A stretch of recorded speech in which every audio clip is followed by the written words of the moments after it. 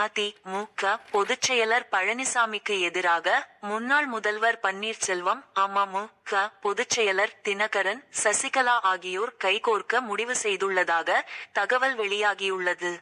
கடந்த 2024 லோக்சபா தேர்தலில் அதிமுக-வும் பா.ஜ.வும் தனித்தனியாக கூட்டணி அமைத்து போட்டியிட்டு படுதோல்வி அடைந்தன.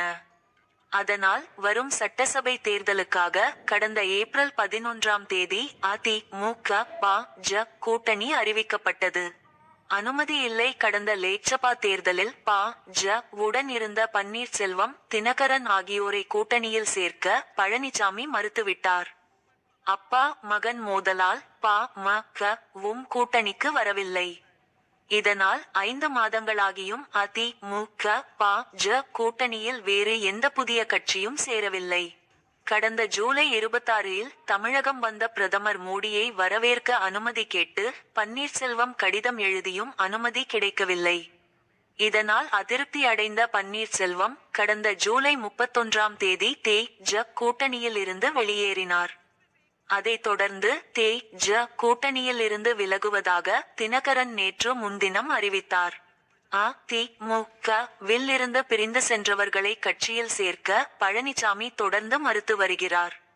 அவர்களை கூட்டணியில் சேர்க்கலாம் என்ற அமித்ஷாவின் யோசனையையும் பழனிசாமி ஏற்கவில்லை. இதனால் வரும் தேர்தலில் தனித்து விடப்படுவோம் என்ற அச்சம் பன்னீர்செல்வம், தினகரன், சசிகலாவுக்கு ஏற்பட்டு உள்ளது. சிக்கல் வரும். எனவே மூவரும் கைகோர்த்து பழனிசாமிக்கு எதிராக செயல்பட முடிவு செய்துள்ளதாகவும் அதிமுக பா.ஜ கூட்டணியை தோற்கடிக்க விஜயின் த.வே.க.வுடன் சேரவும் திட்டமிட்டு உள்ளதாகவும் கூறப்படுகிறது. பழனிசாமி மீதான அதிருப்தியில் உள்ள முன்னாள் அமைச்சர்கள் செங்கோட்டையன், தங்கமணி போன்ற மூத்த தலைவர்களை தங்கள் பக்கம் இழுக்கவும் அவர்கள் முயற்சித்து வருவதாக அமமுக-வினர் தெரிவிக்கின்றனர். இது தொடர்பாக அதிமுக நிர்வாகிகள் கூறியதாவது: பன்னீர்செல்வம், தினகரன், சசிகலாவை கட்சியில் சேர்த்தாலும் கூட்டணியில் சேர்த்தாலும் தன் தலைமைக்கு சிக்கல் வரும். கட்சி தலைமை பொறுப்பு தன்னை விட்டு நழுவிவிடும் என பழனிசாமி நினைக்கிறார். கடந்த 2021இல் தினகரன், சசிகலா இல்லாமல் அதிமுக பா.ஜ கூட்டணி 75 இடங்களை வென்றது. வரும் தேர்தலில் பன்னீர்செல்வமும் இல்லாமல் 100 இடங்களை தாண்டி விடலாம் என பழனிசாமி நம்புகிறார். அதனால்தான் மூவரையும் கூட்டணியில் கூட சேர்க்க மறுக்கிறார். கட்சியை மீறி தனியாக யாரும் சாதிக்க முடியாது என்பதில் பழனிசாமி உறுதியாக இருக்கிறார். அதனால்தான் அதிருப்தியை வெளிப்படுத்திய செங்கோட்டையனையும் அவர் கண்டுகொள்ளவில்லை. இவ்வாறு அவர்கள் கூறினர். செங்கோட்டையன் தொகுதி பறிக்க பழனிசாமி திட்டம். அதிமுக சந்தித்த முதல் சட்டசபை தேர்தலில் சத்தியமங்கலம் தொகுதியில் செங்கோட்டையன் போட்டியிட்டு வெற்றி பெற்றார். 1989 சட்டசபை தேர்தலில் ஜ. அணி போட்டியிட்ட போது ஜெயலலிதாவிடம் பேசி பழனிசாமி போட்டியிட சீட் வாங்கி தந்தவர் செங்கோட்டையன். அதிமுக-வில் இருந்து பிரிந்தவர்கள் ஒன்றிணைந்தால்தான் வரும் சட்டசபை தேர்தலில் வெற்றி பெற முடியும் என செங்கோட்டையன் வலியுறுத்தி வருகிறார். இதை பழனிசாமி ஏற்கவில்லை. தன்னை மீறி மத்திய அமைச்சர் அமித்ஷாவை அவர் சந்தித்ததையும் விரும்பவில்லை. இதனால் வரும் சட்டசபை தேர்தலில் செங்கோட்டையனின் கோபிச்செட்டிப்பாளையம் தொகுதியில் தன் சம்பந்தியின் உறவுக்காரர் ஒருவரை போட்டியிட வைக்க பழனிசாமி திட்டமிட்டுள்ள தகவல் செங்கோட்டையனுக்கு தெரியவந்தது. அதேபோல ஈரோடு மாவட்டம் பவானிசாகர் தொகுதியில் மத்திய அமைச்சர் எல். முருகனை போட்டியிட வைக்கவும் பழனிசாமி திட்டமிட்டுள்ளார். சமீபத்தில் நடந்த அதிமுக மாவட்ட செயலர்கள் கூட்டத்தில் செங்கோட்டையனை பேச அனுமதிக்கவில்லை. இதனால் அதிருப்தி அடைந்த செங்கோட்டையன் அனைவரும் ஒன்றுபட வேண்டும் என போர்க்கொடி தூக்கியுள்ளார். சமரசத்திற்கு அமித்ஷா முயற்சி. அதிமுக ஒன்றுபட்டால் தான் வெற்றி சாத்தியம் என்பதில் அமித்ஷா உறுதியாக இருப்பதாகவும், பீகார் சட்டசபை தேர்தல் பணிகள் முடிந்த பின் பன்னீர்செல்வம், தினகரனை கூட்டணிக்குள் கொண்டு வரும் முயற்சிகளை அவர் மேற்கொள்ள இருப்பதாகவும் பா.ஜ.வினர் தெரிவிக்கின்றனர்.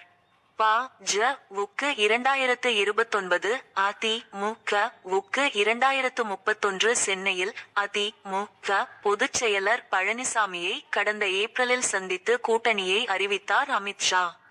தொடர்ந்து தே மு தி க பா ம க உள்ளிட்ட பல கட்சிகளையும் கூட்டணியில் சேர்த்து தி மு க வுக்கு நெருக்கடி கொடுக்க திட்டமிட்டார். ஜம்மு காஷ்மீர் பஹல்காம் தாக்குதல் விவகாரம், பாகிஸ்தான் மீதான போர் போன்ற பிரச்சனைகள் எழுந்ததால் ஜ மேலிட தலைவர்களால் தமிழக அரசியலில் தீவிர கவனம் செலுத்த முடியாத நிலை உருவானது. தி மு க ஜ கூட்டணி உறுதியானதும் மு க வில் இருந்து பிரிந்து சென்ற தலைவர்களை ஒன்றிணைக்கும் முயற்சியில் ஜ மேலிடம் ஈடுபட்டது. அதற்கு தி மு க ஆட்சி மீது மக்களுக்கு கடும் அதிருப்தி உள்ளது. பழனிசாமியிடம் கட்சியும் சின்னமும் உள்ளது. அதனால் தி மு க கட்டாயம் வெற்றி பெறும். ஒருவேளை வெற்றி கிடைக்கவில்லை என்றாலும் 2031 தேர்தலில் தி மு க ஆட்சியை கைப்பற்றும். எனவே பிரிந்து சென்றவர்களை தி மு க வில் மீண்டும் சேர்க்க மாட்டோம் என ஜ மேலிட தலைவர்களிடம் தி மு க தலைமை தெரிவித்து விட்டது. அதை ஏற்ற ஜ மேலிட தலைவர்கள் ஜ வை பொறுத்தவரை லோக்சபா தேர்தல் தான் முக்கியம். 2029 லோக்சபா தேர்தலில் தமிழகத்தில் 20 இடங்களில் ஜ வெற்றி பெற வேண்டும். அதற்கு தி மு க ஜ தற்போதே இணைந்து செயல்பட்டால்தான் 100% வெற்றி சாத்தியமாகும் என தெரிவித்தனர். இதனால் தான் பன்னீர்செல்வம் தேசிய ஜனநாயக கூட்டணியை விட்டு பிரிந்து சென்றாலும் அவரை மீண்டும் சேர்க்கும் முயற்சியில் ஆர்வம் காட்டவில்லை. தினகரனும் கூட்டணியை விட்டு செல்வதாக அறிவித்துவிட்டார். ஜ தி மு க கூட்டணிக்கு 2029 லோக்சபா, 2031 சட்டசபை தேர்தல் தான் முக்கிய இலக்குகள் என கட்சி வட்டாரங்கள் கூறின.